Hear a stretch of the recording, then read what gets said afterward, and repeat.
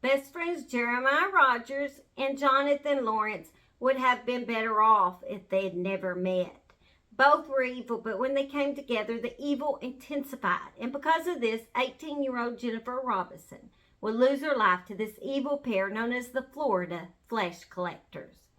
You know how they say Florida's crazy. Well, here's perhaps a Florida case that'll definitely prove it. And it's a rough one. Viewer discretion is advised because this case does involve cannibalism. Hello, my name is Holly. Welcome to the Murder She Shed, the place we discuss rarely told true crime right from my she shed. Just a warning, this is not my usual video because my computer broke down and they're not going to return it to me till September the 8th. So I'm doing the best I can do. I have everything plugged up to my phone and I have no idea how sound's going to turn out or how good I can even edit this video.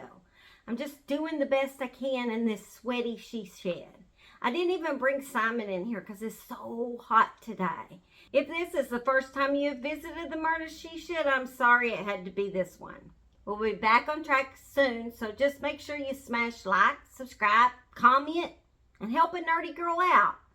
I mean, us nerds have to stick together this big YouTube world because nerdy girls can get lost in here. And I often do. So, help a girl out. Jeremiah Rodgers and Jonathan Lawrence met at Chattahoochee Mental Hospital. This should tell you all you need to know, as this mental hospital once held some of Florida's most dangerous patients. Before Jennifer lost her life to these monsters, they had already killed before. Jonathan hated his cousin, Justin Livingston, and so the pair decided he would be their first victim. Jonathan and Jeremiah were both in their early 20s when they planned 20-year-old Justin's murder. Justin was autistic and had the mentality of a 12-year-old, and he also suffered from schizophrenia. Jonathan and Jeremiah hated when his cousin came to visit, and they had to entertain him. So they planned a pretend birthday for Jonathan in order to get Justin to come over to Jonathan's house. When Justin arrived at Jonathan's Florida home, he wondered why no one was at the party, and they told him it wouldn't start until later. They talked him to getting into the truck, and they then drove him to a spot where they land helicopters out in a field, bribing him to get out with the promise of a joint. While walking behind him, Jeremiah jerked a knife out from under his shirt and stabbed him in the back, and finished him off by taking off his shirt to choke him. After he was dead, his cousin Jonathan then stabbed him 11 times for thrills and giggles. They had finally accomplished something that they had always dreamed about doing. They then dug a shallow grave and threw his body inside the hole. When Justin went missing in April of 1998, it was just suspected by authorities to be a runaway case. In May 1998, 18-year-old Jennifer Robinson lived in Pace, Florida with her mom, Diane Robinson, and her mom's boyfriend, Dennis Randall.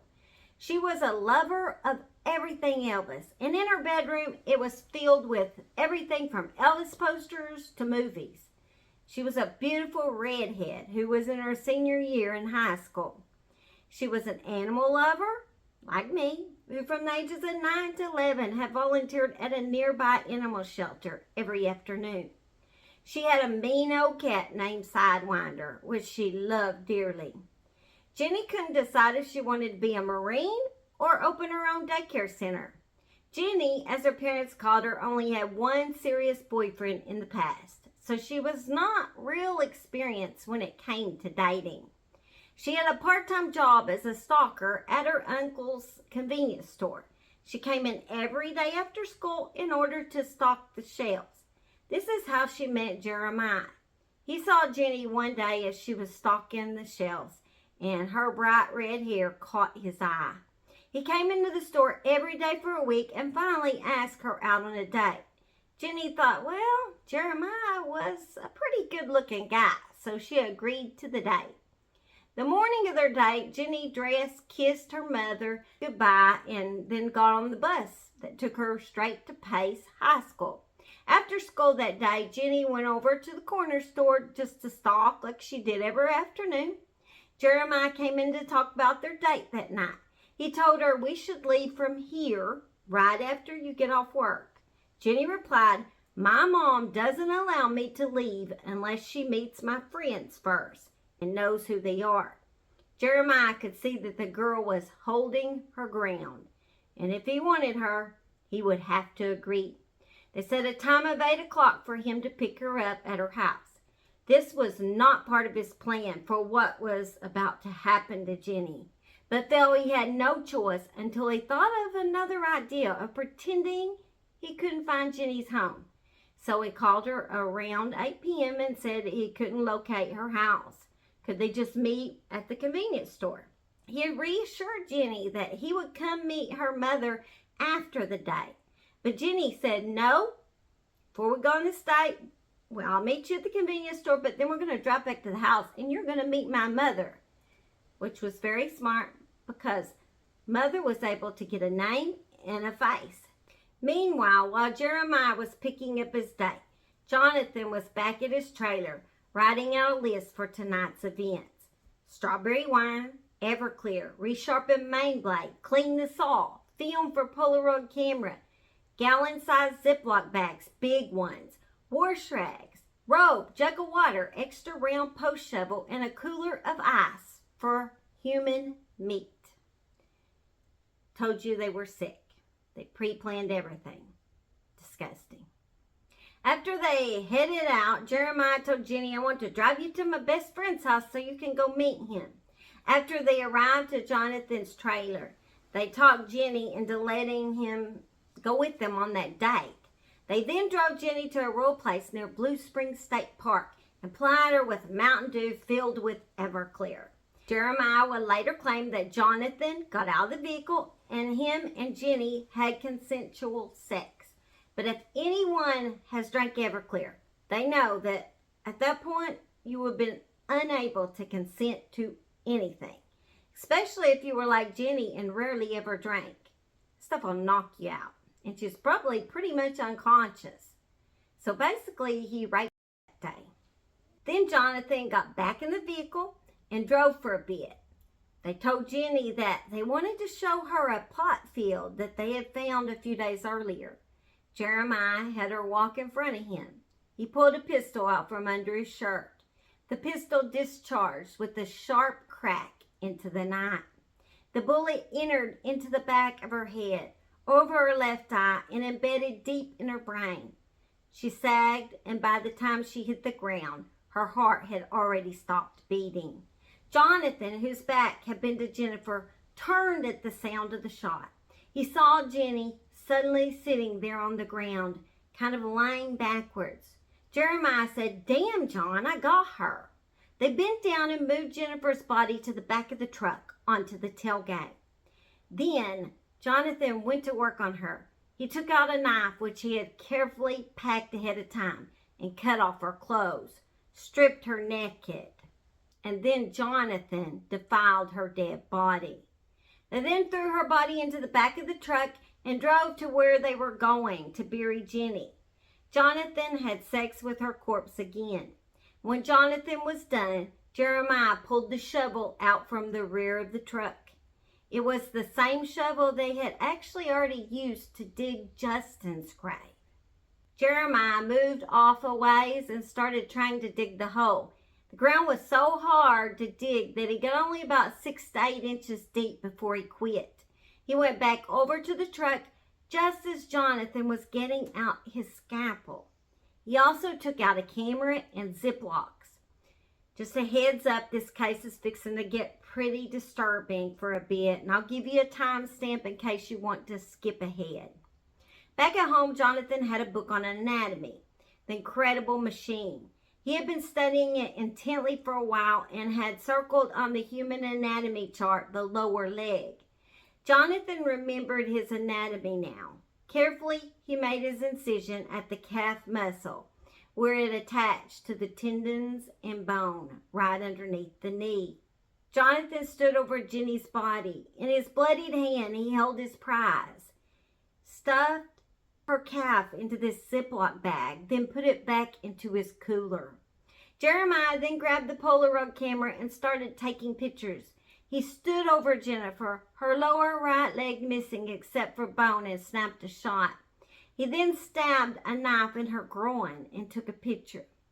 While Jeremiah was taking pictures, Jonathan put the skin and the fat he had carved from the muzzle into a hole near a tree. He covered the hole with dirt and leaves. They left Jenny's body there for the night. They decided they'd come back in the morning and burn any possible evidence. After returning the next day to her body, Jeremiah decided he would like to carve on her body too. He took the scalpel and carefully made incisions on the right and left sides of Jennifer's forehead. Slowly he kept cutting, put the knife down, and peeled the scalp up, detaching it from the skull until it was 2 flaps of skin pushed halfway up her skull. Jeremiah was satisfied. It would be the final shots. He had her pose the way he wanted, her scalp practically torn from her face, standing up in thick sections of flesh and hair. He snapped a few more shots and watched as the pictures came out and developed. Finally done, they burned all evidence but her body. They buried Jenny's mutilated body in a shallow grave, just like they had Justin. Jenny's mom had told her to return by 1 a.m., but when she came in to wake her up for school the next day, she saw that Jenny had never even been in her bed that night. Police was quickly called, and Jenny's mom explained who had actually taken Jenny on a date that night.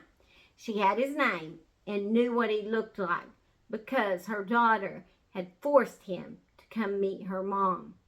By this time, Jeremiah had already showed his best friend the Polaroid pictures of Jenny. And of course, he freaked out. He's like, this is messed up. And, well, I guess he didn't expect his friend to feel that way. So, he took off on the run. Cops headed to Jonathan's house after learning Jeremiah was on the run. The cops asked for permission to search Jonathan's home. And, surprisingly, he said yes.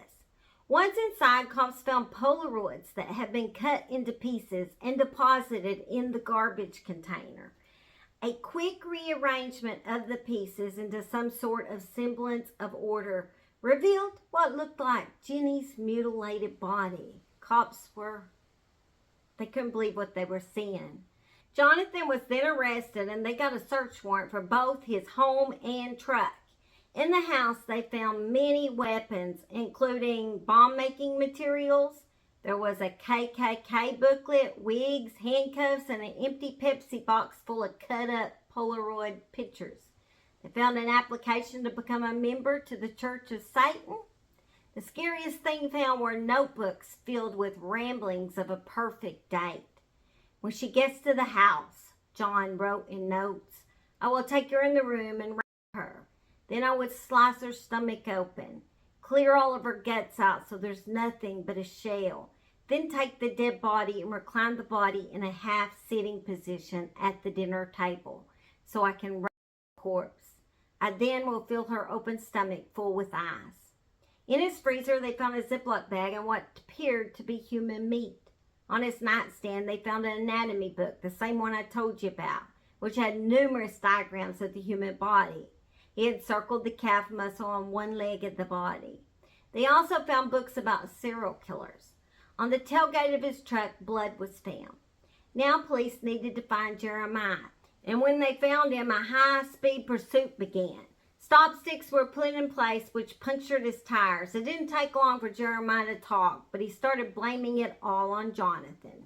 He said that all he wanted to do was go on a date, but then Jonathan shot his date. Jeremiah claimed that he had been so scared of the big bad John they had helped him in his unholy work. He was innocent, caught in circumstances beyond his control. By this time, Jonathan had already told authorities where Jenny's body could be found. Jonathan admitted to cutting off Jenny's calf and taking it home to put in his freezer. He said he wanted to see if it tastes like deer meat. Jeremiah admitted that Justin had been killed too and took authorities to the body. Of course, all the time blaming that death on Jonathan too. But finally, Jeremiah began to tell the truth and also added another surprise.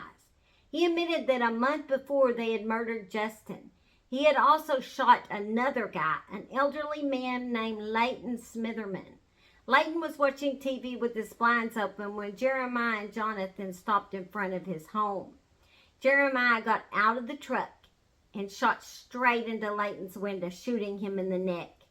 Layton could thank God that they had used a gun with a small caliber and a bullet that didn't do much damage when it went inside of his body. Layton survived this evil attack.